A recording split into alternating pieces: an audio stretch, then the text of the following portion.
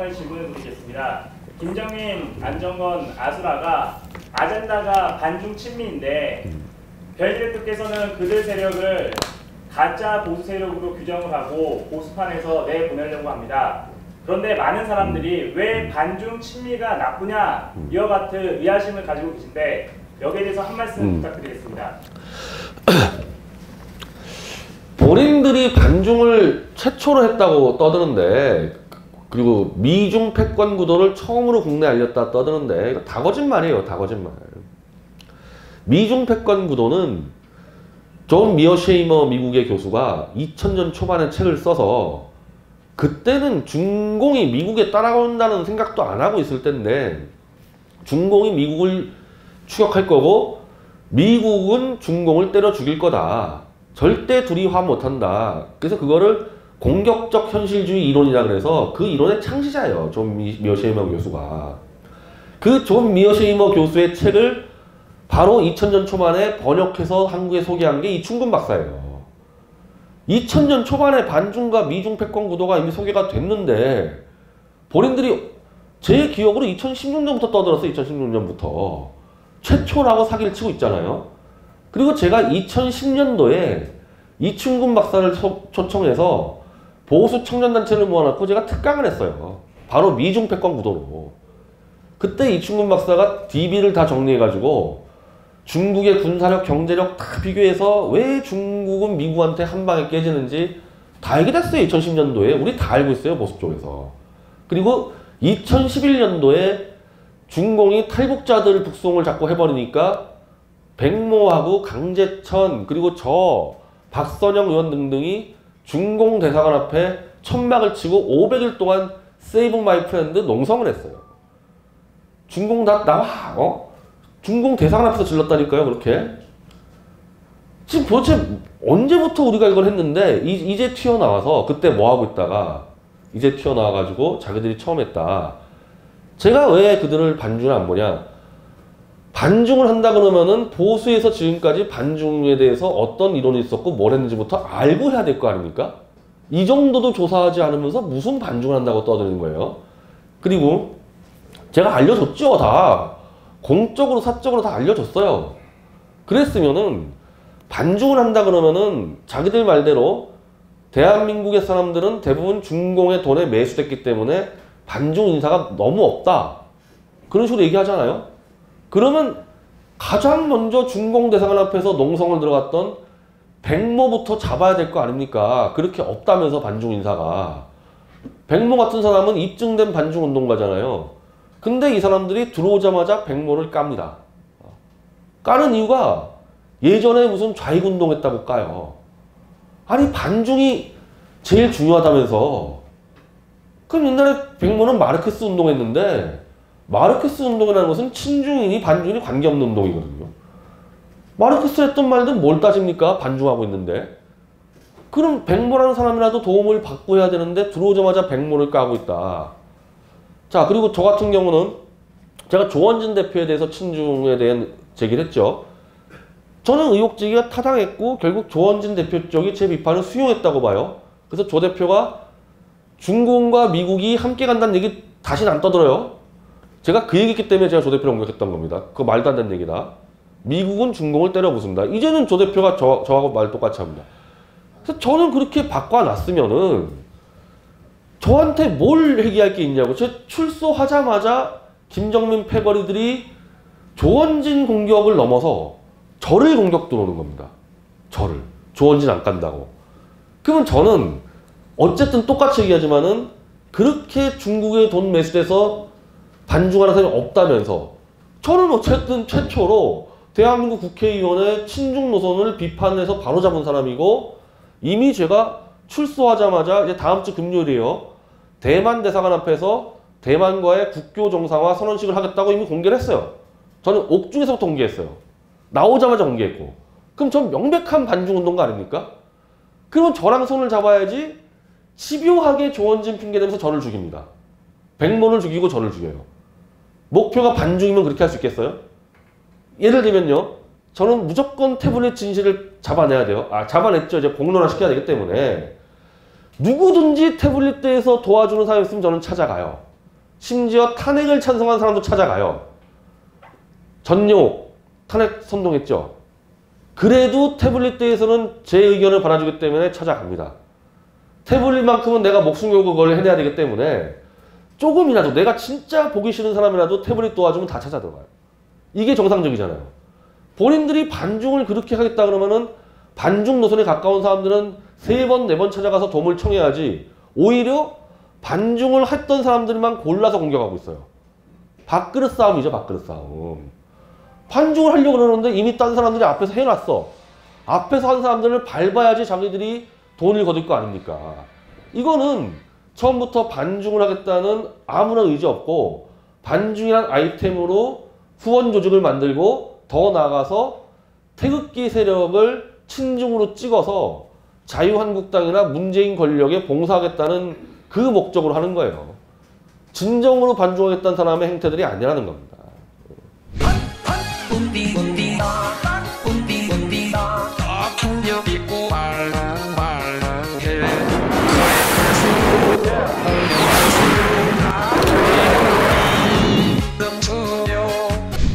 이번 그 주제가 8.15 통합 집회의 의의와 전망에 대한 그 주제 내용이 또 들어가 있는데요. 아, 그게 있었어요? 네네. 아, 저는 뭐 친중 반중밖에 못 봐가지고. 아, 네, 그 부분 혹시 말씀해 주실 부분?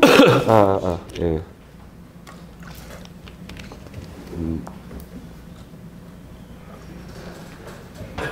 집회가 내일이죠. 네. 아직도 이 집회에 이 스케줄이 안 나온 것 같아요.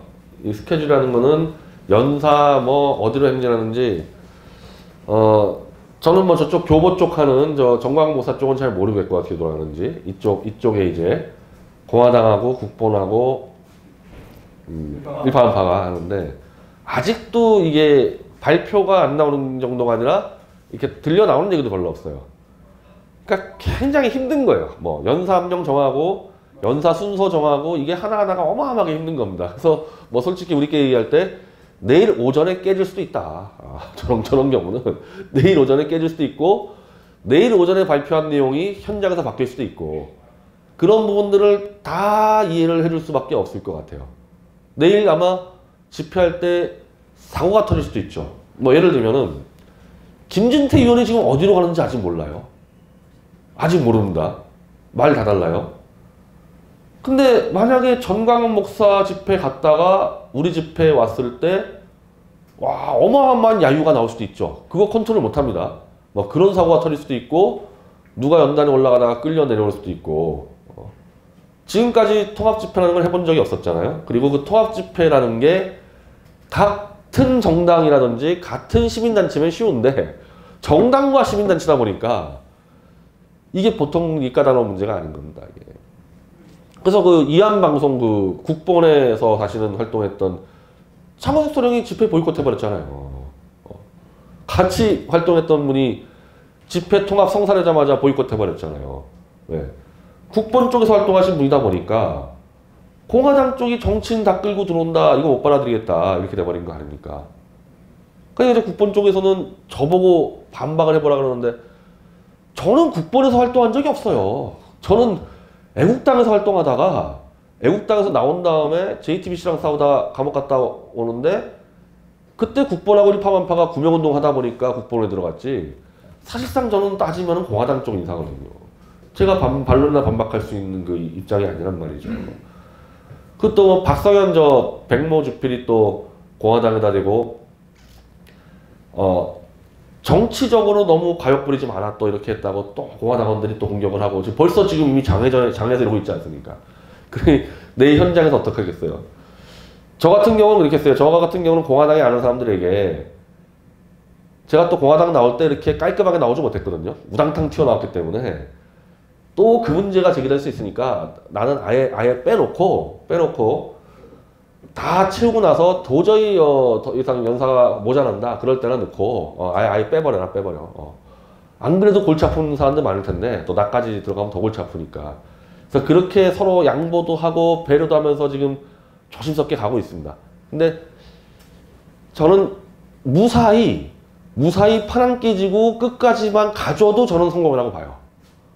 아주 막 멋있고 정말 이제 드디어 태극기가 막 10배, 20배 확장하는가 이 느낌을 주지 못할 정도로 집회가 좀 허접해도 만약 내일 집회가 파란 깨지고만 갈 수 있어도 충분한 효과라고 본다는 게 문재인에게 이런 걸 줄 수 있거든요. 너 한 9월 정도 갔을 때 네가 결정적으로 흔들리면은 태극기 싹 다 모아서 청와대 둘러쌀 수 있다. 지금 문재인 정도가 보는 태극기 집회는 얘네들은 후원금 받으려고 다 포스트 따로따로 만들어가지고 애초에 자기를 끌어내리는 이런 거 관심도 없고 포스트 해서 돈이나 갖고 있는 놈들입니다. 이렇게 보고하고 있을 거예요. 문재인 쪽 민정 애들이 분명히. 이렇게 보고 있었는데 하나로 모이네. 모이기는. 하나로 모였다는 얘기는 자기가 조금만 더 망가지고 무너지면은 청와대로 다 태극기로 모일 수 있겠구나. 최소한 예전에 박 대통령 태극기로 막을 때 한 3월 초 그때가 제일 많이 왔을 때 아니까 3월 1일이 그때가 아마 30만 명 됐었는데 그런 위협을 줄 수 있는 거거든요. 그래서 이 가두리 양식장에 이 벽을 허물고 태극기의 물결을 하나로 모았다는 것 자체만으로도 큰 성과고 판 안 깨지고 성공 이 마무리만 져도 우리는 그래도 절반 이상의 성공이라고 평가를 해야 될 것 같습니다. 그 정도로 제가 이 지금 실무 협의하고 있을 거 아니에요? 어려워요. 굉장히 어려워요. 다른 분 질문 보도록 마이크 없이 질문 좀 하시죠. 네, 법정신문 강우상 기자입니다. 김정민, 아수라, 안정건에 대해서 한 가지 질문을 드리겠습니다. 김정민, 안정건, 아수라가 아젠다가 반중 친미인데 별일대표께서는 그들 세력을 가짜 보수 세력으로 규정을 하고 보수판에서 내보내려고 합니다. 그런데 많은 사람들이 왜 반중 친미가 나쁘냐 이와 같은 의아심을 가지고 계신데 여기에 대해서 한 말씀 부탁드리겠습니다. 본인들이 반중을 최초로 했다고 떠드는데 그리고 미중 패권 구도를 처음으로 국내에 알렸다 떠드는데 이거 다 거짓말이에요. 다 거짓말. 미중 패권 구도는 존 미어쉐이머 미국의 교수가 2000년 초반에 책을 써서 그때는 중공이 미국에 따라온다는 생각도 안 하고 있을 때인데 중공이 미국을 추격할 거고 미국은 중공을 때려 죽일 거다. 절대 둘이 화 못한다. 그래서 그거를 공격적 현실주의 이론이라 그래서 그 이론의 창시자예요. 존 미어쉐이머 교수가. 그 존 미어쉐이머 교수의 책을 바로 2000년 초반에 번역해서 한국에 소개한 게 이충근 박사예요. 2000년 초반에 반중과 미중 패권 구도가 이미 소개가 됐는데 본인들이 제 기억으로 2016년부터 떠들었어요. 2016년부터. 최초라고 사기를 치고 있잖아요. 그리고 제가 2010년도에 이충근 박사를 초청해서 보수 청년단체를 모아놓고 제가 특강을 했어요. 바로 미중 패권 구도로. 그때 이충근 박사가 DB를 다 정리해가지고 중국의 군사력, 경제력 다 비교해서 왜 중국은 미국한테 한 방에 깨지는지 다 알게 됐어요. 2010년도에. 우리 다 알고 있어요. 보수 쪽에서. 그리고 2011년도에 중공이 탈북자들 북송을 자꾸 해버리니까 백모하고 강제천 그리고 저 박선영 의원 등등이 중공 대사관 앞에 천막을 치고 500일 동안 세이브 마이 프렌드 농성을 했어요. 중공 다 나와. 중공 대사관 앞에서 질렀다니까요. 그렇게. 지금 도대체 언제부터 우리가 이걸 했는데 이제 튀어나와서 그때 뭐하고 있다가 이제 튀어나와가지고 자기들이 처음 했다. 제가 왜 그들을 반중을 안 보냐. 반중을 한다 그러면은 보수에서 지금까지 반중에 대해서 어떤 이론이 있었고 뭘 했는지부터 알고 해야 될 거 아닙니까? 이 정도도 조사하지 않으면서 무슨 반중을 한다고 떠드는 거예요. 그리고 제가 알려줬죠. 다. 공적으로 사적으로 다 알려줬어요. 그랬으면은 반중을 한다 그러면은 자기들 말대로 대한민국의 사람들은 대부분 중공의 돈에 매수됐기 때문에 반중 인사가 너무 없다. 그런 식으로 얘기하잖아요. 그러면 가장 먼저 중공 대사관 앞에서 농성을 들어갔던 백모부터 잡아야 될 거 아닙니까? 그렇게 없다면서 반중 인사가. 백모 같은 사람은 입증된 반중 운동가잖아요. 근데 이 사람들이 들어오자마자 백모를 깝니다. 까는 이유가 예전에 무슨 좌익운동했다고 까요. 아니 반중이 제일 중요하다면서. 그럼 옛날에 백모는 마르크스 운동했는데 마르크스 운동이라는 것은 친중인이 반중인이 관계없는 운동이거든요. 마르크스 했던 말들 뭘 따집니까? 반중하고 있는데. 그럼 백모라는 사람이라도 도움을 받고 해야 되는데 들어오자마자 백모를 까고 있다. 자, 그리고 저 같은 경우는 제가 조원진 대표에 대해서 친중에 대한 제기를 했죠. 저는 의혹 제기가 타당했고 결국 조원진 대표 쪽이 제 비판을 수용했다고 봐요. 그래서 조 대표가 중공과 미국이 함께 간다는 얘기 다시는 안 떠들어요. 제가 그 얘기했기 때문에 제가 조 대표를 공격했던 겁니다. 그거 말도 안 되는 얘기다. 미국은 중공을 때려 부순다. 이제는 조 대표가 저하고 말 똑같이 합니다. 그래서 저는 그렇게 바꿔놨으면은 저한테 뭘 얘기할 게 있냐고. 제 출소하자마자 김정민 패거리들이 조원진 공격을 넘어서 저를 공격 들어오는 겁니다. 저를. 조원진 안 깐다고. 그러면 저는 어쨌든 똑같이 얘기하지만은 그렇게 중국에 돈 매수돼서 반중하는 사람이 없다면서 저는 어쨌든 최초로 대한민국 국회의원의 친중 노선을 비판해서 바로잡은 사람이고 이미 제가 출소하자마자 이제 다음 주 금요일이에요.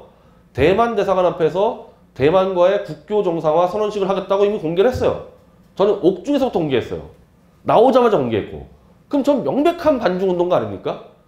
그러면 저랑 손을 잡아야지 집요하게 조원진 핑계대면서 저를 죽입니다. 백모를 죽이고 저를 죽여요. 목표가 반중이면 그렇게 할 수 있겠어요? 예를 들면요. 저는 무조건 태블릿 진실을 잡아내야 돼요. 잡아냈죠. 이제 공론화 시켜야 되기 때문에. 누구든지 태블릿대에서 도와주는 사람이 있으면 저는 찾아가요. 심지어 탄핵을 찬성한 사람도 찾아가요. 전용욱 탄핵 선동했죠. 그래도 태블릿대에서는 제 의견을 받아주기 때문에 찾아갑니다. 태블릿만큼은 내가 목숨 걸고 그걸 해내야 되기 때문에 조금이라도 내가 진짜 보기 싫은 사람이라도 태블릿 도와주면 다 찾아 들어가요. 이게 정상적이잖아요. 본인들이 반중을 그렇게 하겠다 그러면은 반중 노선에 가까운 사람들은 3번, 4번 찾아가서 도움을 청해야지 오히려 반중을 했던 사람들만 골라서 공격하고 있어요. 밥그릇 싸움이죠. 밥그릇 싸움. 반중을 하려고 그러는데 이미 딴 사람들이 앞에서 해놨어. 앞에서 한 사람들을 밟아야지 자기들이 돈을 거둘 거 아닙니까? 이거는 처음부터 반중을 하겠다는 아무런 의지 없고 반중이란 아이템으로 후원 조직을 만들고 더 나아가서 태극기 세력을 친중으로 찍어서 자유한국당이나 문재인 권력에 봉사하겠다는 그 목적으로 하는 거예요. 진정으로 반중하겠다는 사람의 행태들이 아니라는 겁니다. 네. 질문 계속 하겠습니다. 네. 변희재 대표님께서는 구치소 생활을 하시면서 우리 지지하시는 분들로부터 서신을 받아보신 적이 있으신지요? 예, 많이 받았습니다. 한 어느 정도나 되는 걸로 기억하십니까? 매일 한 2-3통씩 들어왔던 것 같아요. 엽서나 편지 같은 예, 서신나. 그리고 또 무슨 인터넷으로 들어온 게 있더라고요. 법무부 홈페이지 통해서. 왜 질문을 하냐면 저희 선수자 방송에서는 몇 년 전부터 박근혜 대통령에게 엽서 서신 보내는 캠페인을 계속 해오고 있거든요. 근데 이제 그 중에 서신이 들어가냐 이러면서 이제 질문하시는 분들이 있는데 뭐 한편으로는 궁금해서 그렇게 물어보기도 할 것이고 또 한편으로는 이제 비아냥되고 방해하는 측면에서 물어보는 분들도 계시는 걸로 알고 있는데 박근혜 대통령께서 지금까지 한 15,000통 정도의 그 엽서 서신을 받으셨다고 몇 개월 전에 유 변호사 리뷰하는 매체를 통해서 이야기한 적이 있었어요. 사실은 15,000통이면은 인원수로 말하면 15,000명이 안 되는 상황으로 이렇게 유추가 되거든요. 그리고 지금 박근혜 대통령을 선택한 유권자 1,500만여 명이 계시거든요. 그러면 15,000명 정도가 엽서 서신 보내기에 참여를 했다면 0.1%도 안 될 걸로 보이는데 그 안에서 박근혜 대통령이 굉장히 우리 지지자들, 국민들로부터의 어떤 관심의 그 밖에 있다면 굉장히 외롭고 힘들 텐데 우리 변희재 대표님께서 그 안에서 막상 그런 서신을 통해서 어느 정도의 그 힘이 되셨는지 그리고 또 박근혜 대통령에 대한 그런 엽서 서신 보내기에 대한 어떤 지지 문제를 좀 한번 간단히 언급을 해주시면 좋을 것 같아서요. 근데 저랑 박 대통령이 뭐 캐릭터 차이일 수도 있을 텐데 저는 서신이 들어왔을 때 밖의 상황을 조선일보나 KBS가 얘기하지 않는 밖의 상황을 상세하게 알려주는 편지가 가장 고마웠어요. 그게 가장 필요했던 거거든요.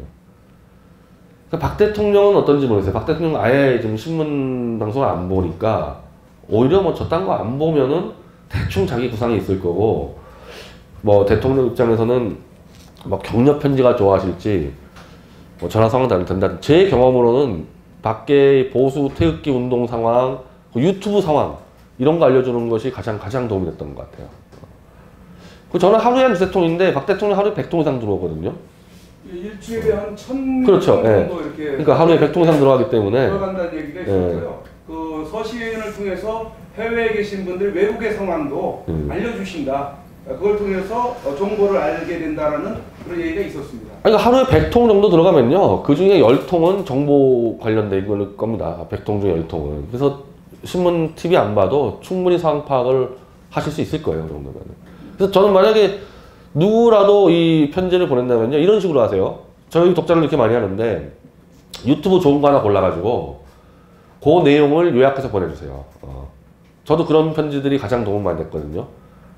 아주 정확하게 설명해준 유튜브에서 있는 내용을 다 쓰는 건 힘들 테니까 요약해가지고 적어서 주시면은 최소한 저 같은 경우 이게 제일 도움이 많이 됐던 것 같아요. 또 다른 분들 질문 있으면 질문하시죠. 그럼 제가 마지막으로 질문하겠습니다. 김정일이가 반중 집회를 하는데 우리 반중 집회의 의미를 잘 모르는 여성분들이 많이 따라가거든요. 무작정. 왜 반중이 좋은 거 아니냐 하면서 이렇게 따라가는데 그분들을 어떻게 설득을 해야 될지 저한테 막 공격을 하고 뭐 벌떡없이 달라들어서 그러는데 감당이 안 되더라고요. 이게 자꾸 커지면은 그런 세력들이 자꾸 나타난다. 근데 제가 그 집회를 좀 보니까요.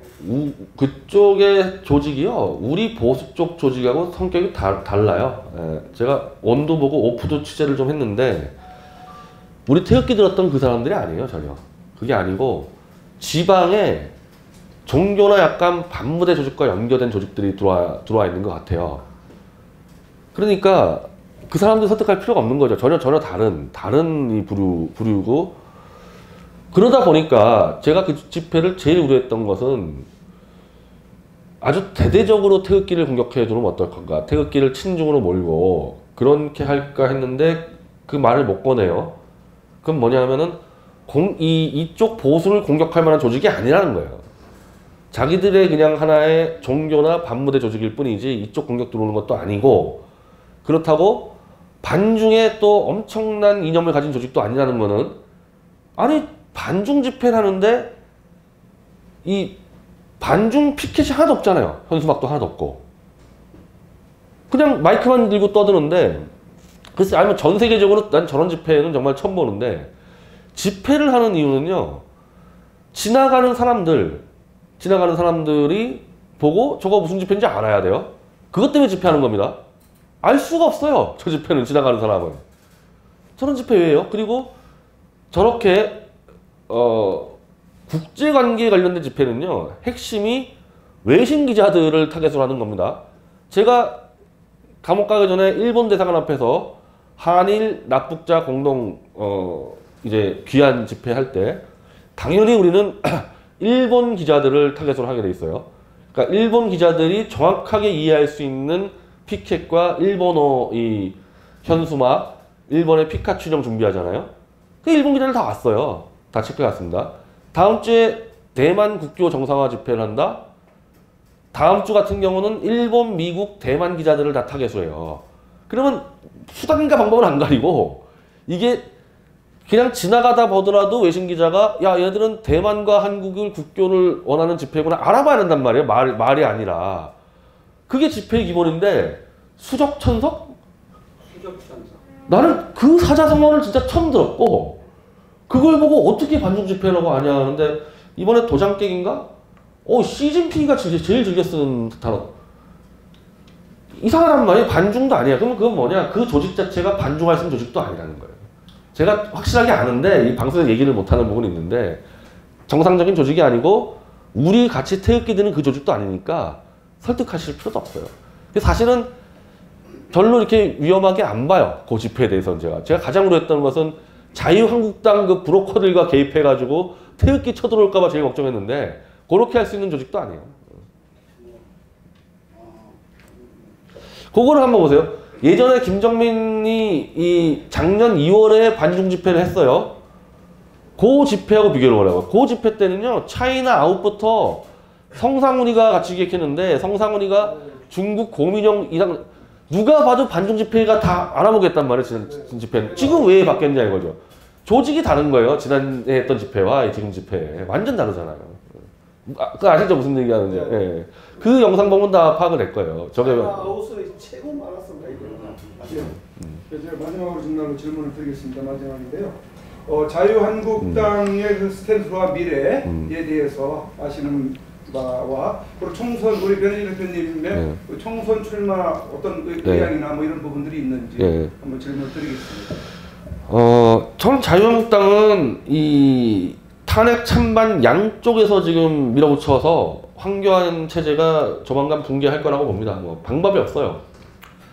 황교안 대표에게 탄핵을 빨리 사과를 하고 공화당과 빨리 합쳐라고 요구하는 사람들이 한 5. 그리고 저쪽에 김무성이 뭐 김용태 이런 애들은 나경원이 유승민 이런 안철수 막 원희룡 해야 된다는 사람이 5. 방법이 없어요. 황교안 입장 쪽에서는. 그래서 황교안 체제가 붕괴하고 당은 거의 괴멸을 될 거다.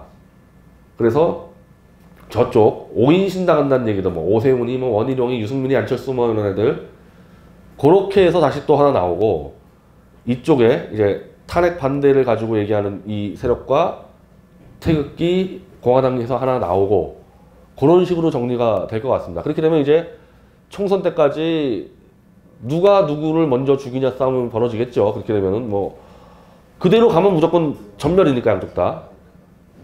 누가 누구를 죽이냐의 싸움 벌어지는데 저는 당연히 탄핵 반대 태극기 세력이 압도적으로 승리해서 저 중간에 있는 저 원희룡이 뭐 유승민이 소멸될 거라고 봐요. 총선 전에. 근데 그건 총선 때 이기고 전 그 전에 문재인이가 무너질 거라고 봐요.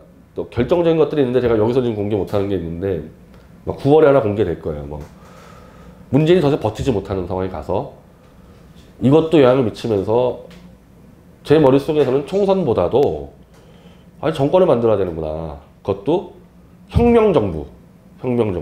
이번에 문재인이 끌려 내려오면요. 당분간 대한민국이 선거하기 참 쉽지가 않을 거예요. 저런 거의 간첩 수준의 인물이 선거로 집권을 했는데 그 나라가 완전히 망했는데 지금 어떻게 또 선거로 뽑습니까? 그거를. 체제 변혁이 일어날 거고 이제 거의 대한민국 플러스 북한까지 다 뜯어 고쳐야 되는 혁명정부가 만들어지는데 저는 제 계획이 있어요. 원래 김경재 총재가 자청에 있을 때 제가 특보하면서 박근혜 대통령이 어떤 정보를 주었는지 북한 조만간에 끝난다 김정은이. 그래서 김 총재한테 북한을 민간이 어떻게 관리할 수 있는 방안을 만들려고 해서 자총을 간 거예요. 자총이 100만 명을 태극기 선봉대로 해서 북한으로 들어간다는 프로젝트를 짜고 있었어요. 그 왜 그랬냐면은 가서 누군가는 북한에 들어가서 마을 곳곳에 들어가서 자유가 뭔지 민주가 뭔지 가르쳐야 된단 말이에요. 이거를. 그럼 누가 들어가냔 말입니다. 그 곳곳에. 그건 자유총연맹이 원래 자유총연맹이 역할이 그거예요. 지금 무용지물 됐지만은. 그래서 그거는 자총밖에 할 수가 없고 그 정도 될 수 있는 조직이 한국에서 향군이 있는데 향군은 군대잖아요. 군대가 들어가서 뭘 하겠어요. 그러니까 자총밖에 없었기 때문에 그걸 짰었고 김 총재님이 큰 그림을 그렸고 제가 디테일을 짜고 있었거든요. 제가 디테일을 짜던 게 지금 남북 경협으로 북한에 지금도 많이 들어가 있습니다. 지금도 하고 있어요. 근데 기업만 저 북한으로 들어가면 다 간첩이 돼요. 특히 개성공단. 거기만 들어갔다 하면은 북한 편을 들고 난리가 나니까 정부가 통제를 못하는 거예요. 그래서 박근혜 정권도 개성공단 입주 기업들이 막 저 김정은이가 미사일 쏘는데 오히려 한국 정부를 공격했습니다. 걔네들이. 이걸 보고 제가 야 이거 안 되겠다. 이 북한에 들어가는 기업들은 모조리 자총에서 관리해야 되겠다. 자총 회원으로 끌어들여서 사상을 교육시키고 자총과 기업이 같이 들어가서 상황에 따라서 북한에서 무슨 또다시 김정은 세력이 반란 일으키면은 자총 버튼 하나면 다 철수하도록, 그리고 함부로 대한민국 정부에 대항 못하도록, 이게 내가 볼 때는 북한을 민간으로서의 컨트롤할 수 있는 가장 좋은 방법이다. 그래서 그거 하다가 탄핵 때문에 다 김총진하자 아스파트 나와버렸거든요. 그래서 지금도 마찬가지예요. 지금도 이제 문재인이 끌어내려오면요, 문재인이 끝나는 게 아니라 북한을 컨트롤해야 되는데, 뭐 지금 같았으면은 보면 트럼프가 한국에 컨트롤할 기회 안 줄 것 같아요. 아베한테 줄 것 같은데, 설사 미일이 들어가더라도 자총이라도 따라 들어가가지고, 자총이라도 따라 들어가서 우리가 그래도 할 수 있는 여지를 만들어야 될 거 아닙니까? 그래서 저는 정부 만든 다음에 무조건 자총으로 들어갑니다. 여의도에 있을 상황이 아니고 자총 조직같이 평양하고 신의주 일로 들어가야 되기 때문에, 그건 제 계획이 이미 탄핵 전부터 서 있었어요. 그러니까 무슨 총선이다, 그래서 문재인이 끌려 내려오고 정부 새로 만들면 총선 열겠죠. 거기 참여할 리가 없죠. 북한으로 들어가야죠, 저는. 그래서 그렇게 설명을 드릴 테니까 저한테 뭐 꿈을 크게 가져라, 왜 국회 안 가냐, 그런 말씀을 하실 필요가 없어요. 예, 여의도보다 더 큰 꿈을 갖고 있으니까요. 영호 말씀입니다. 예. 한 말씀부터 드리겠습니다. 방금 말씀하신 게 최대한 좋은 방법이고 또 그렇게 돼야만 된다고 보는데, 만에 하나 이대로 이 체제로 계속 내년 총선까지 끌고 간다면은 우리 이제 예를 들어서 자유한국당에 누구가 나왔고 어느 정도 나왔고, 그다음에 또 공화당에서도 나왔고 해가지고 국민들이 찍어주자고 해서 그 사람을 찍어줬다고 치더라도 그게 과연 개표에서 그대로 정상적으로 개표가 되겠습니까 하는 문제를 여쭤보고 싶어요. 지금 현재 체제가. 선거 개표 체제요? 선거했을 때. 저는 뭐 100% 부정선거가 나온다고 봐요. 100%. 지금까지 선거도 부정이라 생각하는 분들 많잖아요. 지금까지 선거도. 그거하고는 비교도 할 수 없는 부정선거가 나온다고 봅니다. 왜? 자기들 목숨 다 걸렸는데. 다 사형이에요, 사형. 문재인 끌려 내려오면요, 다 사형이에요. 몇십 명은 처형시켜야 되는데, 지들도 알잖아요? 가만히 있겠어요. 그러니까, 총선에서 자유한국당을 밀어서 이겨보자, 이건 머릿속에 지워야 돼요. 못 이깁니다. 부정선거 때문에. 네. 좀 켜놓으시죠. 네. 우리 변희재 대표님 모시고 1시간 가량 진행을 했는데, 언론인이시라서 그러신지 아주 거침없이 다 답변을 하시고 말씀을 해주셨습니다. 또 차후에 또 필요하면 또 모실 수 있는 그런 그 기회를 좀 가졌으면 좋을 것 같고요. 이제 맞춰지게 되면은 우리 5.18 광주 사태 때 최초 발포 명령자였던 신동국 당시 중위님을 모시고 또 이어서 하긴 하는데, 한 10분 정도 휴식을 한 다음에 우리 변희재 대표님과 먼저 기념 촬영을 하고 10분 정도 후에 원하시는 분들은 이 자리에서 하도록 하겠습니다. 우리 오늘 이 시간 또 내주신 대표님께 감사의 박수 한번 드립니다.